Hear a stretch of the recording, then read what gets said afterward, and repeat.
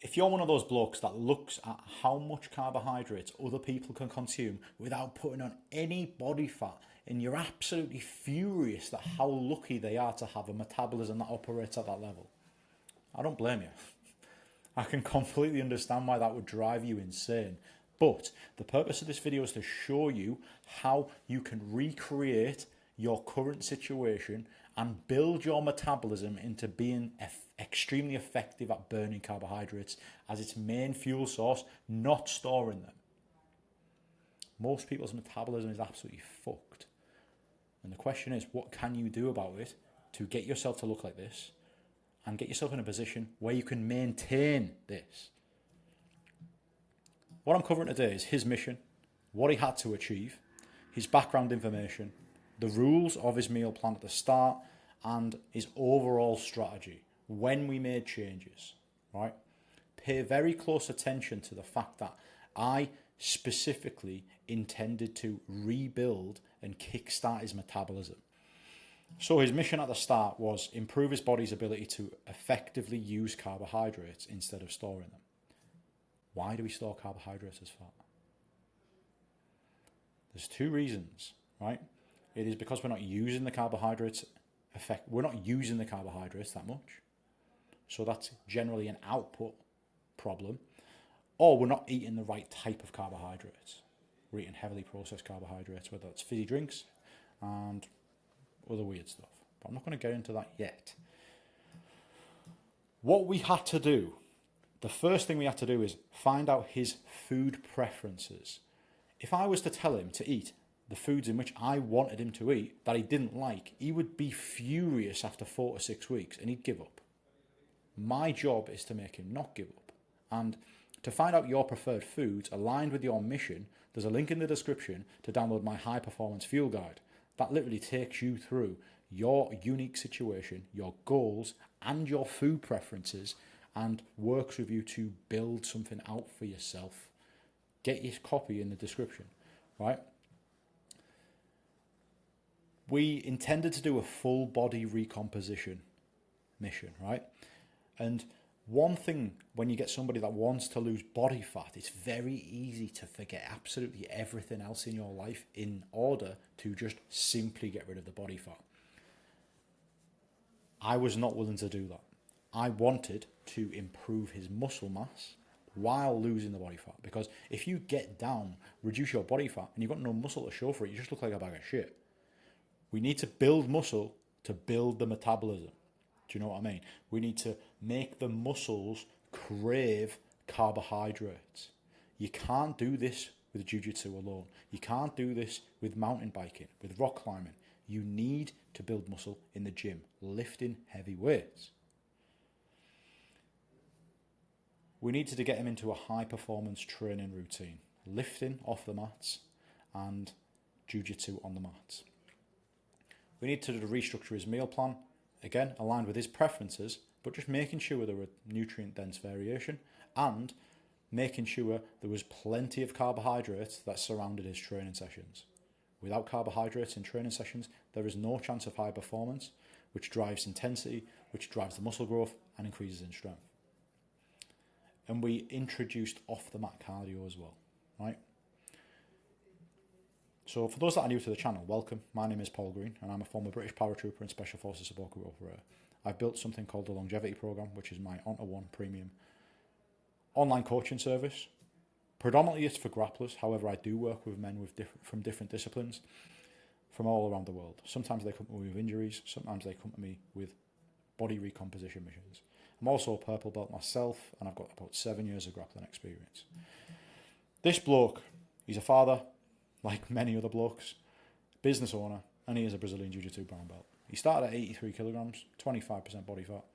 He had a shoulder injury limiting his training at the start, and most people that get injured get themselves into a mental health downward spiral.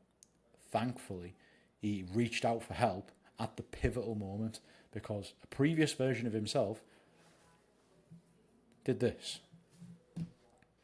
So even though this was a weight loss mission, I had to sort his shoulder out quickly so that this didn't happen again. Right? So in my head, looking at it, the way his body very easily gains fat, we needed to sort this out. His insulin sensitivity, how well his body effectively utilized carbohydrates. Hopefully that makes sense. So we had to improve his metabolism. And if you're sat there thinking, I can't improve my metabolism, you can. Everybody can. Everybody can get lean. Everybody can eat lots of carbohydrates if you restructure it, but you need to do a lot of work, right? And I'm going to take you through exactly the work that you need to do in order to get that. So before we started, I needed to know the previous things he had tried to lose weight. He's tried high protein, high fat, low carb, salads, fruit and veg, vegan, vegetarian, and the close one to him starting this, I remember seeing him on the mat in the gym, low energy, furious, miserable, stressed, and he was about 4 or 5 weeks into a keto diet. And keto is great for looking at the scale weight. However, it's terrible for performance, right? So knowing what he's tried previously just gives me an insight into his mentality with regards to this stuff. And also, after I found out that information, it's literally a quick question answer on WhatsApp, I needed to see his photos and his scale weight at that time before I built everything out. From his scale weight, I work out his body fat percentage, and from his photos as well, I just get a better, more well-rounded picture of that. Because from the start of the program, he would then weigh himself every morning, and every week he would send me his photos. So it's very important that we don't just look at the scale weight, we look at the photos as well. Remember, to rebuild your metabolism, you have to see increases in muscle mass. And the only way you see increases in muscle mass is if you're adding numbers to your strength week after week. Hopefully that makes sense. So the most important thing is mindset. You look at him, he has a phone in front of his face. He's kind of embarrassed to even look at himself. The way he has thought, his beliefs and how he's problem solved up until this point of his life has got him to look like this. The mindset. And on this one, he's a friggin' warrior, right? Very proud of the work that he's put in. So the first thing we needed to do is build a high performance mindset. And what I mean by that is somebody that prides themselves in developing their numbers in the gym, developing their strength, moving with good technique in the gym, training with good intensity in the gym, eating foods that are nutrient dense and not thinking that it's a diet. So there's a lot of mindset layers because a lot of people are like, oh, I'm on a diet. A diet suggests it's temporary. If you just eat nutrient dense foods all year round, it's not a diet. You actually start really enjoying the benefits that these foods have to provide you. So I call this a high performance mindset. It is where performance is our priority every day. Because if you don't have a high performance mindset, you just have a weight loss mindset, then performance will remain low. You might lose weight, but you're going to feel like shit. And if you've got a high performance mindset, your physical capabilities are improving. Do you know what I mean? So the meal plan rules, these are the rules that I follow and make the guys follow when we are building this stuff out. So there's an underlying data requirement because if we're trying to say that we're not emotional eaters, then we have to prove it, right? So data tracking. And what I do is I say, there's your meals. All you have to do is weigh your food before. If you weigh your food before, i.e. 80 grams of white rice dry, 150 grams of vegetables, 150 grams of chicken, 150 grams of hummus, whatever.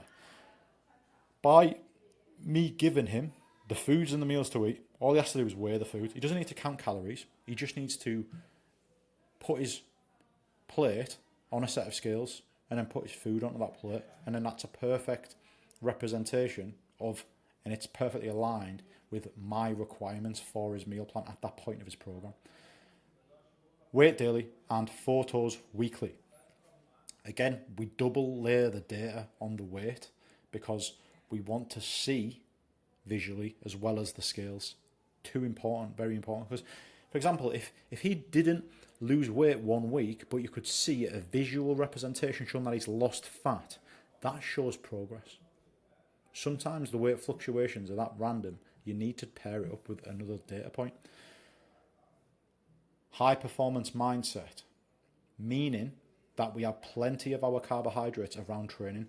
Mainly, most of the carbohydrates in which we eat in a day are around training. If they're not around training, remember, high performance cannot be the priority. Strength gains will not happen.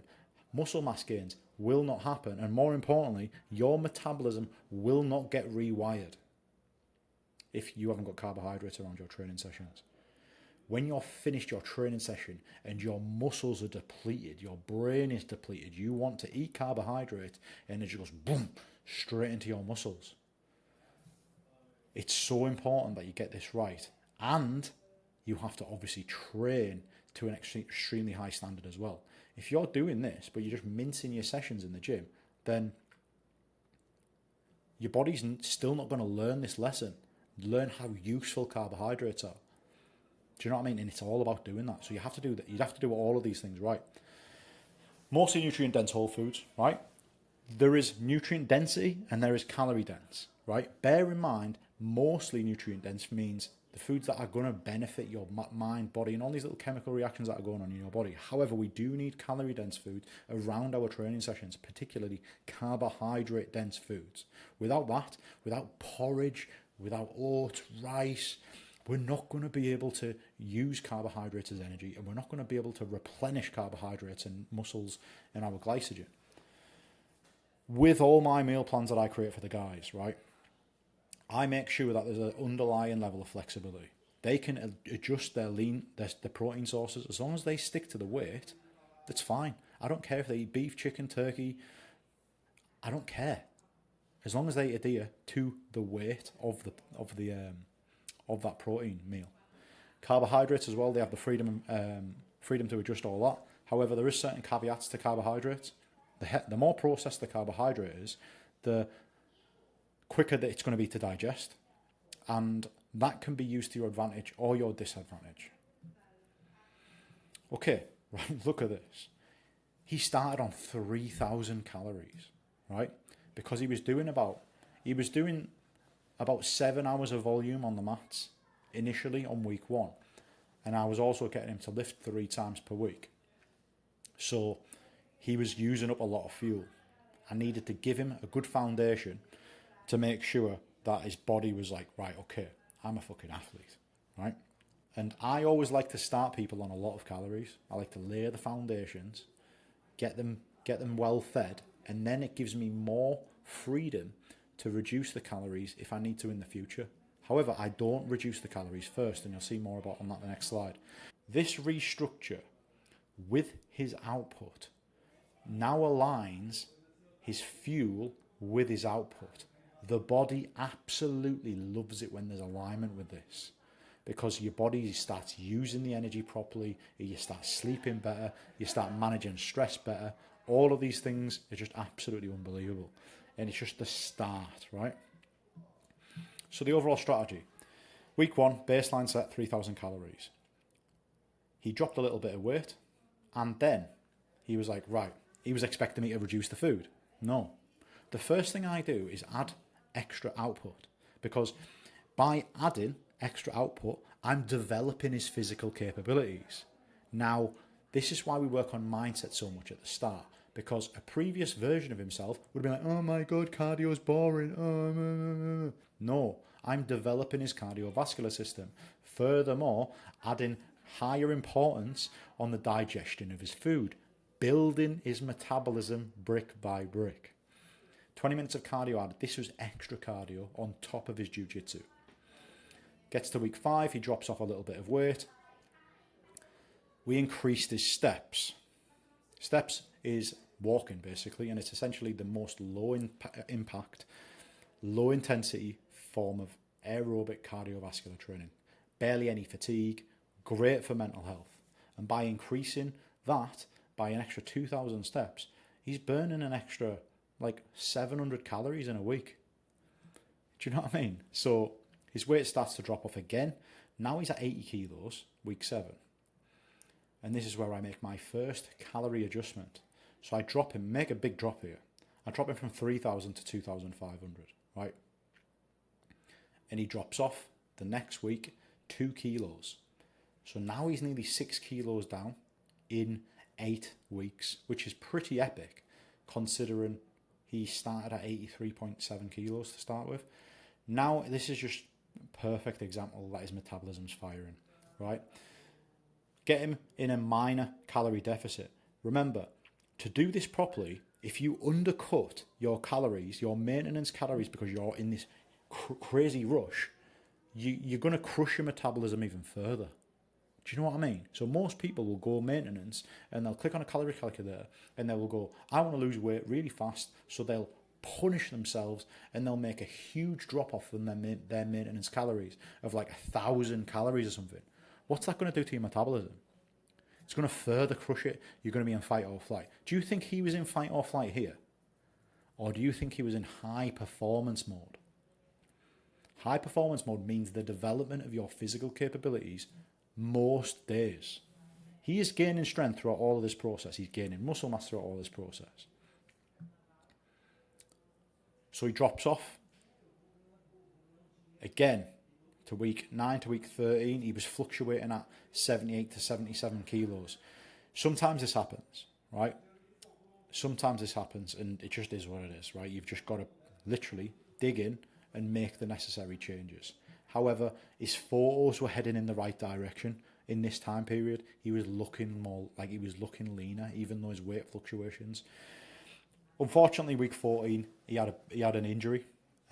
He had a knee injury. So what happened with that is we had to reduce his output to almost zero. He couldn't do any steps because his knee was hurting, and he couldn't do any cardio because his knee was hurting. So I had to reduce his calories right down to account for this. The necessary drop-off happened again, week 18 to week 19. He dropped to 76 kilograms. He could cycle, but he still could do barely any steps. So the weight moved down. Week 20 was the Christmas week, and he went back up to 78 kilograms. I gave him a 2-day refeed off plan because he'd been through absolute turmoil for the past God knows how many weeks. And then it hits to January. We're on 3 weeks of January. We got him down to 73 kilograms on very low calories, and I don't recommend going to this low. However, what I will say is he was gaining performance and gaining muscle mass from week 1 to week 20. That is 5 months of gains in his cardiovascular system, gains in his muscle mass, gains in his strength.